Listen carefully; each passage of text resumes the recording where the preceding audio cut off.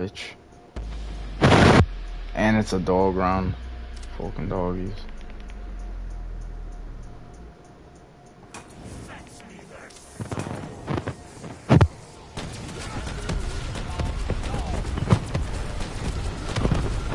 Fetch me their souls!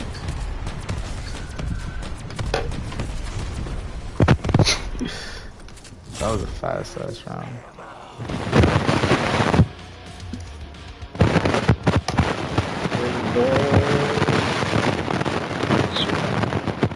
Welcome back.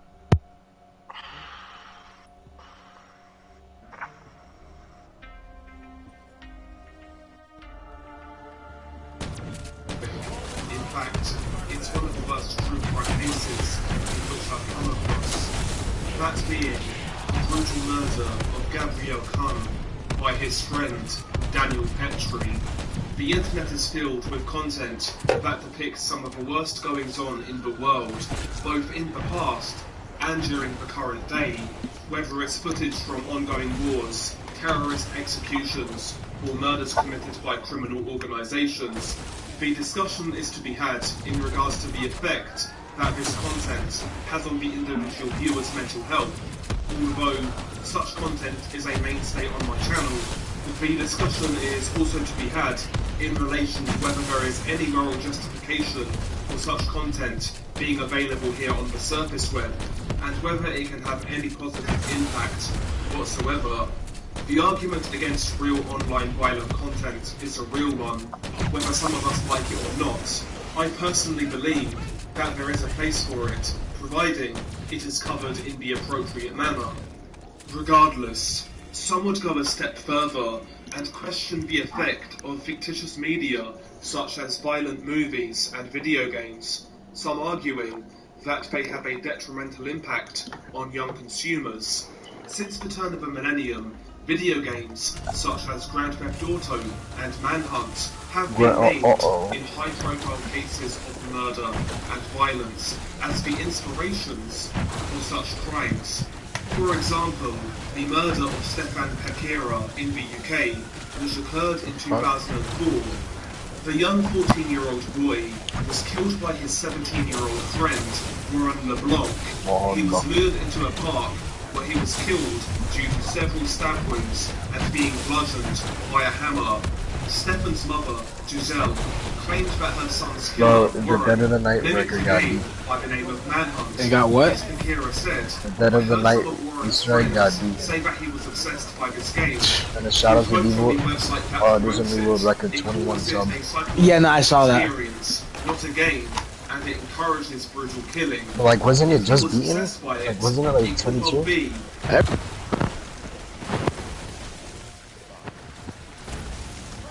You see, your mic cut out. Game. Like but it's like the person who beat it, they literally used a velocity thing to see how fast they're running. Like, what the hell? I thought, but you know what's crazy? They can literally guess the codes to get the sword, and that would be like literally like 2 minutes off.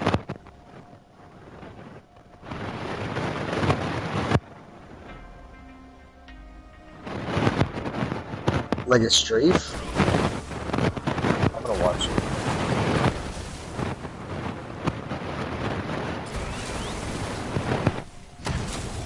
Yeah, you should speedrun Shadows of Evil.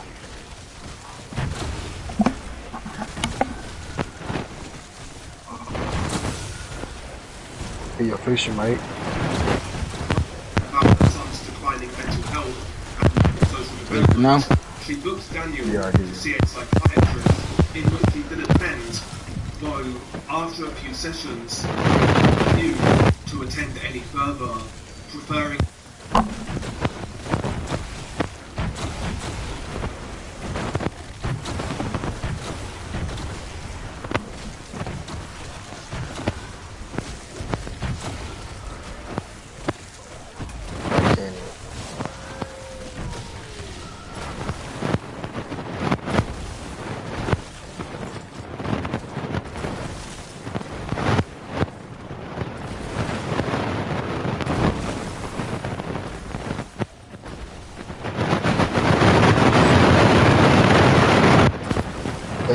static.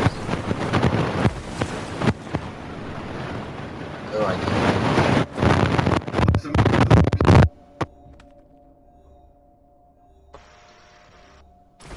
Like static, like straight, like TV static.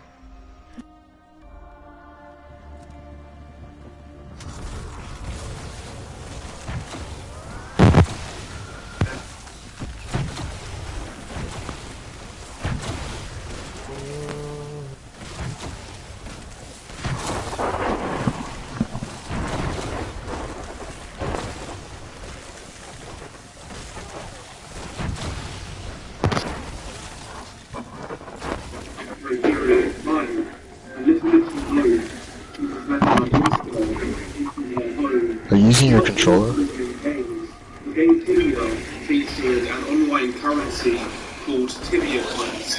They can be used to buy things such as cosmetic skins in-game. During one of their long play sessions, Gabriel asked Daniel for 20,000 Tibia coins, which he promised to pay back. At the time, that equated to just $1.75. Daniel trusted Gabriel to pay the coins back. Then Gabriel for 20,000. Bro, you better not say some dumb shit, bro. I'm streaming. Daniel started to ask Better not say something like yesterday. Oh no, yeah, but that was like funny stuff to say to Deshaun. Eventually, Gabriel blocked Daniel on the game and on all other. It wasn't being funny. Wait, what? Daniel, so much so that he would pay Gabriel a visit. No, I literally didn't hear you. A couple of days before the murder, Daniel dialed Gabriel's family home number. In doing so, his mother answered. She explained to Daniel that she would be out of town and that her son would be home alone if they wanted to play, unaware of the boys falling out. Little did she know, she had sealed young Gabriel's fate. On the 23rd of July 2007, Daniel went to Gabriel's house and knocked on the door. Upon no answer, he tried to enter, but it was locked. Daniel kept on knocking, and eventually... I didn't mean to spawn it, bro. Daniel instructed Gabriel to unlock the door and let him in, and that if he apologized to him, then everything would be fine. Believing this, Gabriel unlocked the door and let Daniel in. After entering the house, Daniel locked the door behind him. Daniel then battered Gabriel. He cruelly assaulted him. Gabriel tried his best to defend himself. However, he failed to do so. Daniel was older, bigger, and stronger. Gabriel was dripping with blood after being terribly beaten by Daniel. Daniel then began to laugh and he terrified Gabriel. He then took Gabriel to a bedroom and either whipped him or lost him. Gabriel screamed and cried, but that only made Daniel petty more cruel. The essay was so severe that the bedsheets were stained with Gabriel's blood. Once the beating and essay was over, Gabriel then threatened Daniel that he would tell his mother what happened, which further enraged Daniel. In a fit of rage, Daniel unplugged a games console. He took the cord and then wrapped it around Gabriel's neck and strangled him until he went limp. Daniel assumed that Gabriel was dead.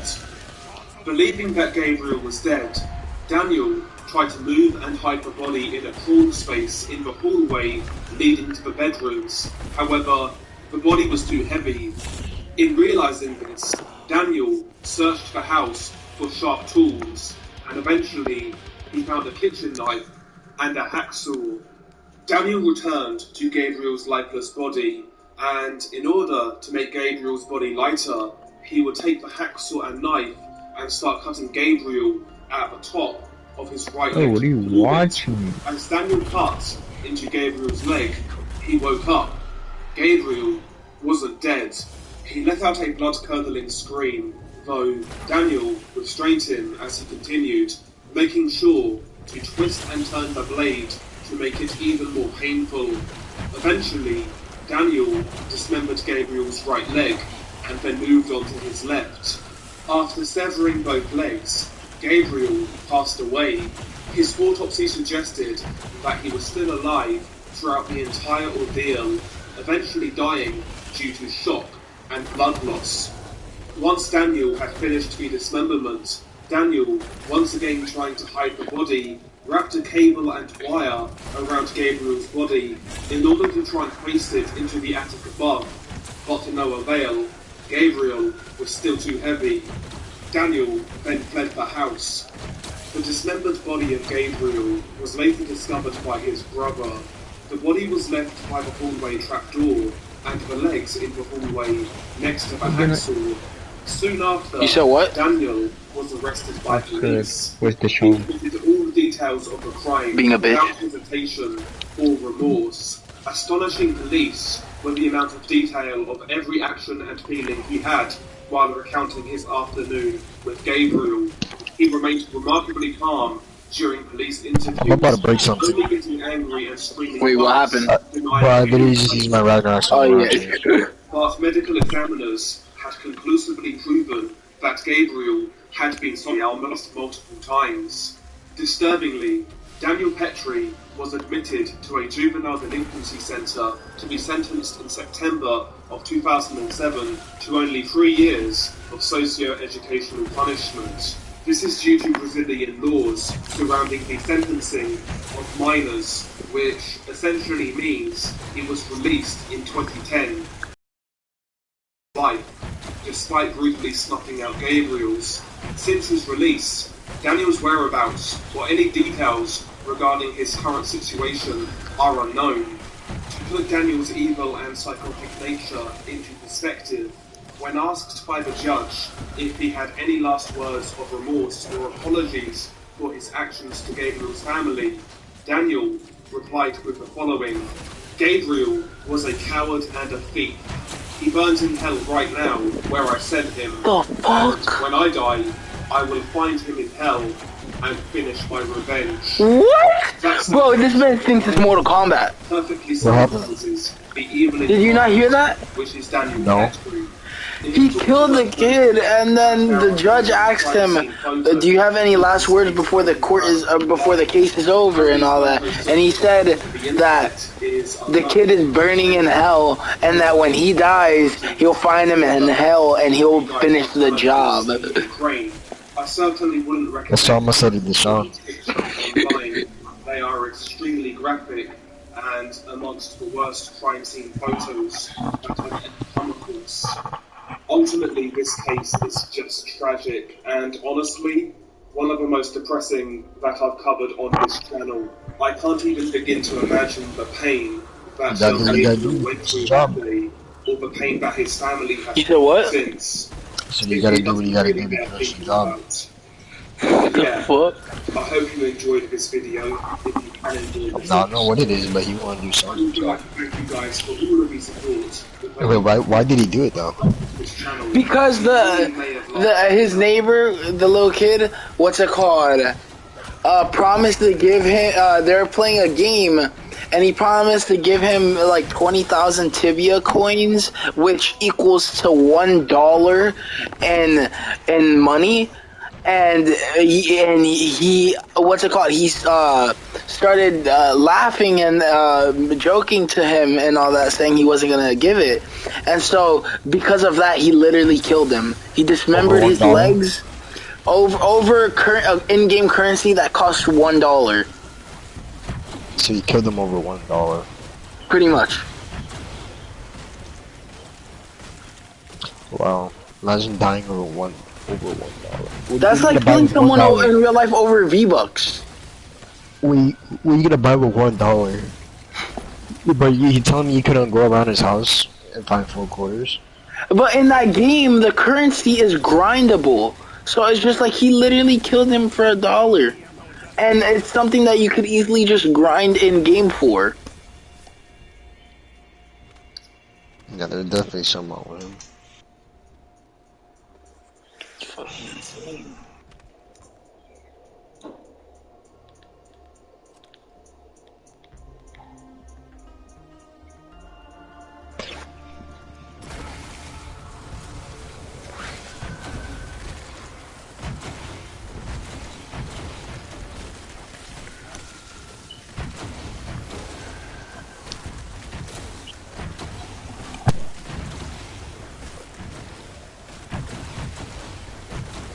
Oh, you did a moist meter on Jurassic World Dominion. Initiating moisture.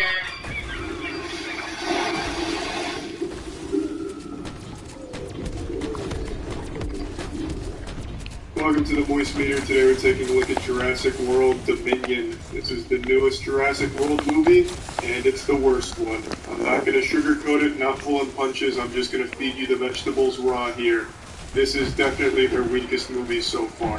Which is upsetting because I did go into this movie with high expectations due to the director getting me hyped.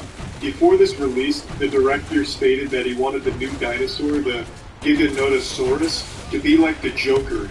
Whatever the fuck that means. But that piqued my interest. They're going to make a dinosaur Joker. So I have expected the dinosaur in this movie to have like face paint and a coat on and do like a classic Joker laugh or something, but I'm disappointed to say he's nothing like the Joker. He doesn't critique society, he doesn't do any silly dances, nothing. So I don't understand that comparison. So I was really let down, honestly. But aside from the false advertising with Dino Joker, the rest of the movie is also bad, and I think will let down pretty much any fan of Jurassic Park or Jurassic World. I was one of the few people that didn't hate Fallen Kingdom significantly. I didn't think it was great, but it was just some cheesy, enjoyable fun. This one doesn't even have that effect.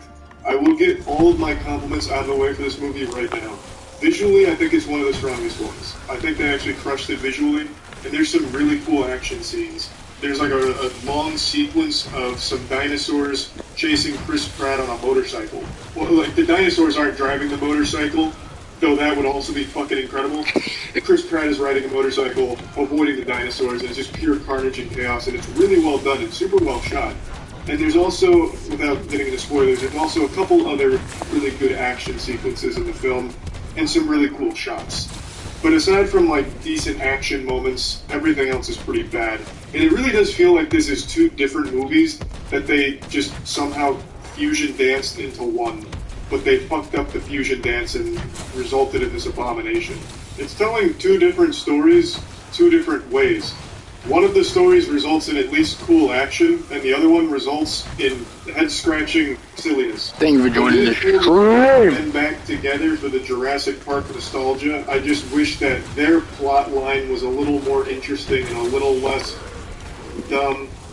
But it's serviceable, like, it's fine. They get them to the spot they want them to be in, which is the epicenter of all the dinosaurs and all that, so it's serviceable, it works. I do think the other plot line, which runs adjacent to this one, but they do eventually converge, the plot line with Chris Pratt and Claire, like, that one's fine. There's nothing, like, glaringly wrong with it. But I will say, it feels like Chris Pratt just didn't really want to be here. He just did it for a paycheck. His performance isn't bad or anything, but I really get the impression he was like, hey guys, can we just bang out my scenes in like an hour today? And just kind of speed run through it. Again, it's not like bad or anything, but it just truly felt like kind of deflated. Like there wasn't a whole lot of enthusiasm coming from his side, which is fine because the movie's not great, and I'm sure he recognized that the material's a bit weak. The best part of this movie is, of course, the visuals. Like I mentioned, there are really cool dinosaur sequences and dinosaur shots, but everything else isn't good. I want to give you just an example of the goofiness, and this is going to be a light spoiler, so just a spoiler warning here. The dinosaurs go a bit wild, you know? The Giganotosaurus starts attacking, squares off with the T-Rex, squares off with Freddy Krueger dinosaur. I don't even know what the fuck it is, but it has like these giant claws and it slaps with them and shit, and then they tag team on it.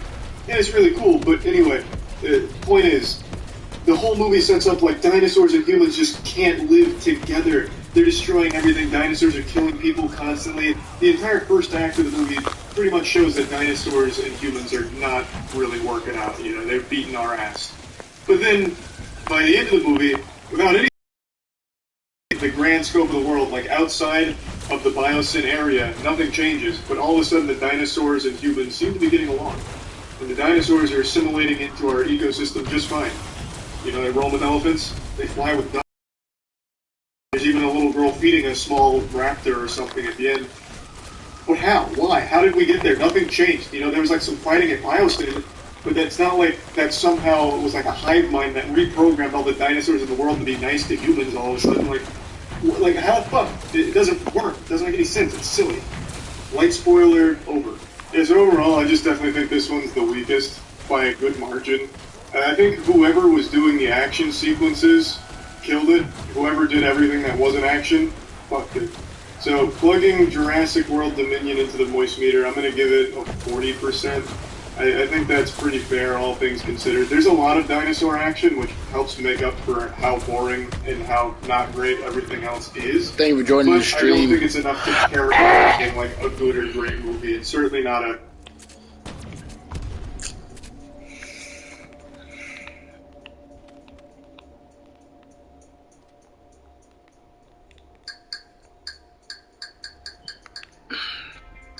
Round 44. God damn, bro. Yo, good thing current YouTubers, that they barely, I barely ever hear YouTubers use intros like that.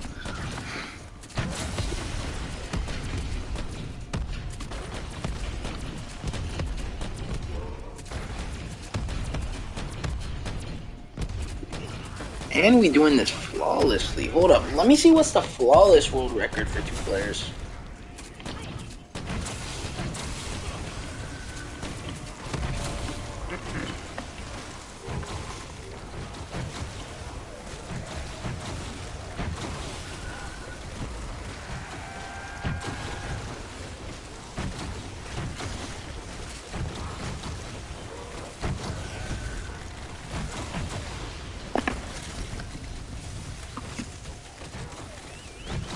Two players, 227. Wait, what? I mean, not 228. But what makes no sense? 228 is a flawless record, but it's not the main record. How? That makes no sense.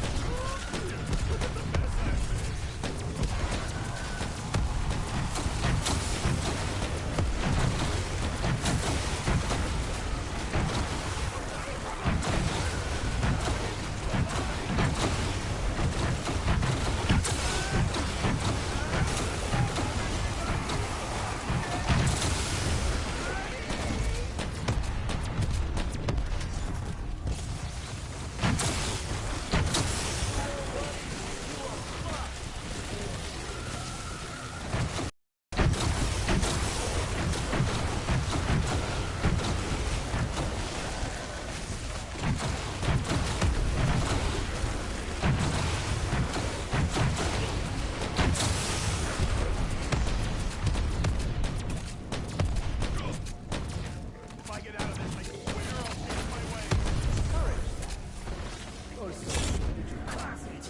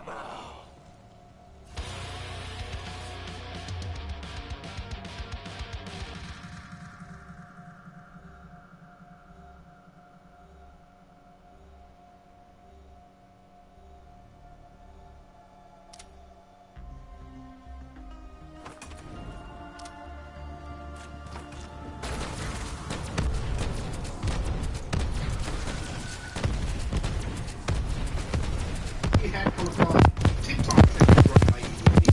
Since TikTok channel has been removed. And of course, like most of EDP's channels on YouTube, once YouTube figures out that this is another case of bad attention, they will remove it. It's another case of a YouTuber known as Ryan Maker was a YouTuber that basically got arrested back in the years of, I believe, 2016. Like, he was actually investigated by the Belgian and UK police. Like, Joining stream. brand new, bigger, Bigger? better, Better? doing Can I ask? You little bitch. 192 and 6. A lot of people are joining the stream though. Arrest fees, which is basically a process that lets police detain individuals who have been dangerous to society.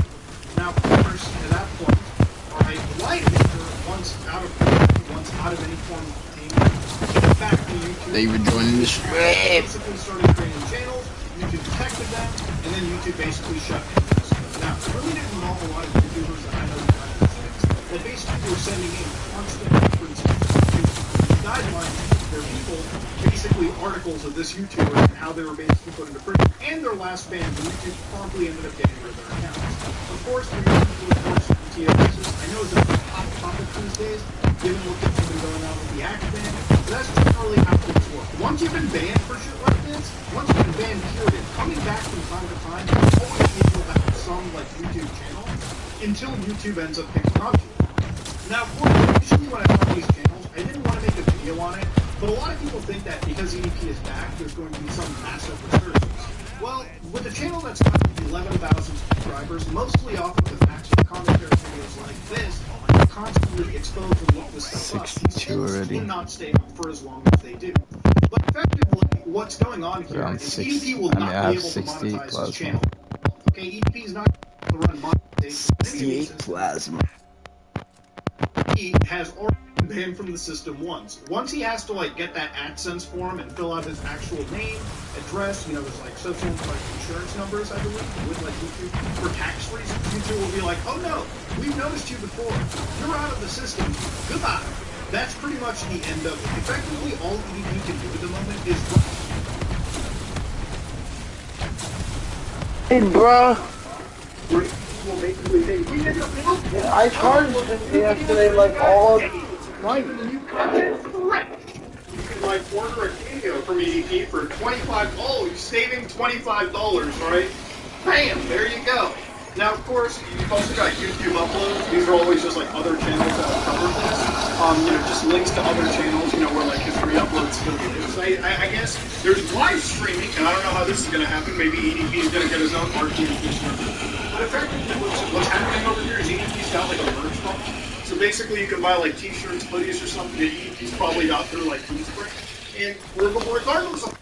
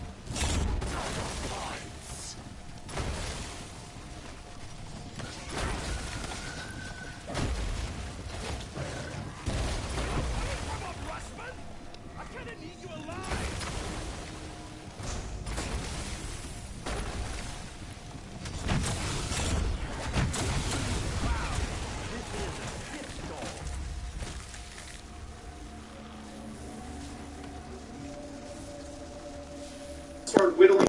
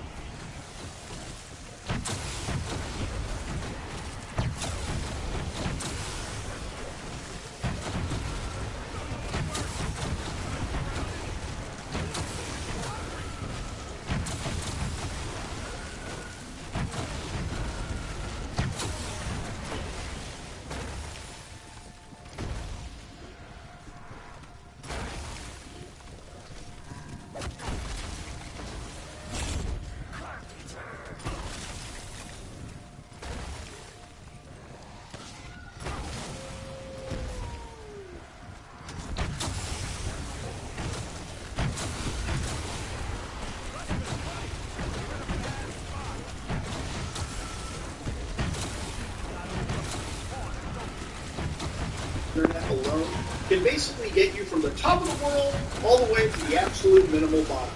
But EDP is up there with infamous characters like Lively, who will constantly come back to YouTube, trying to get a little bit of an audience, maybe make a sale on a t-shirt or a hoodie here and there.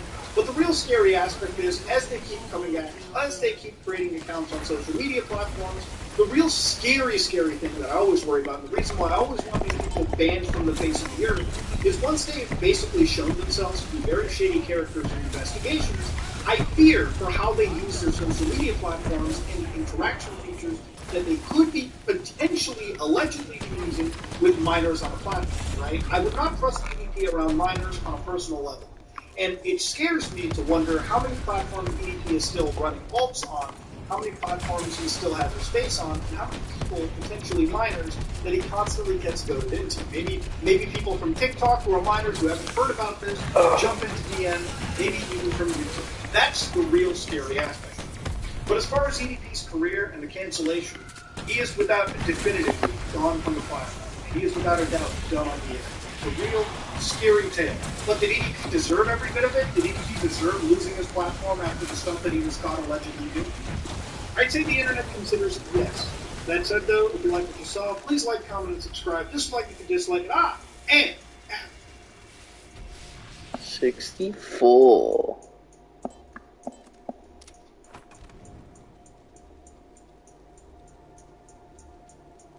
Pictures. You didn't produce any photographs after that alleged incident, did you? I don't know if I did.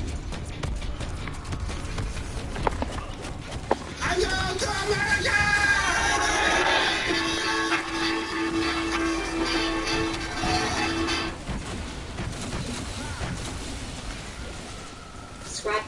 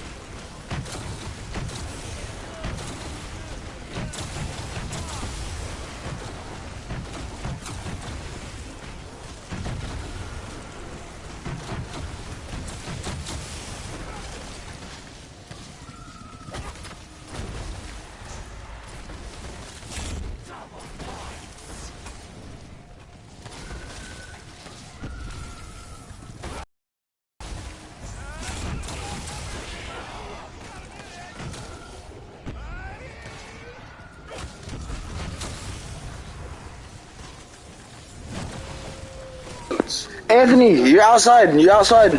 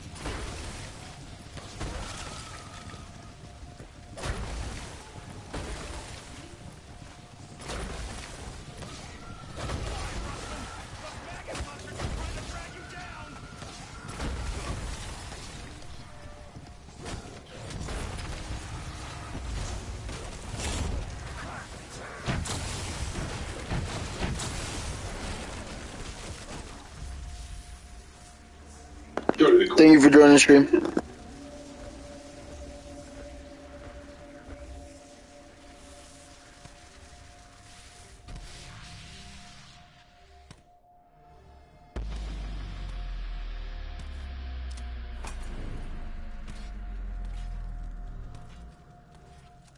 Fetch me their soul.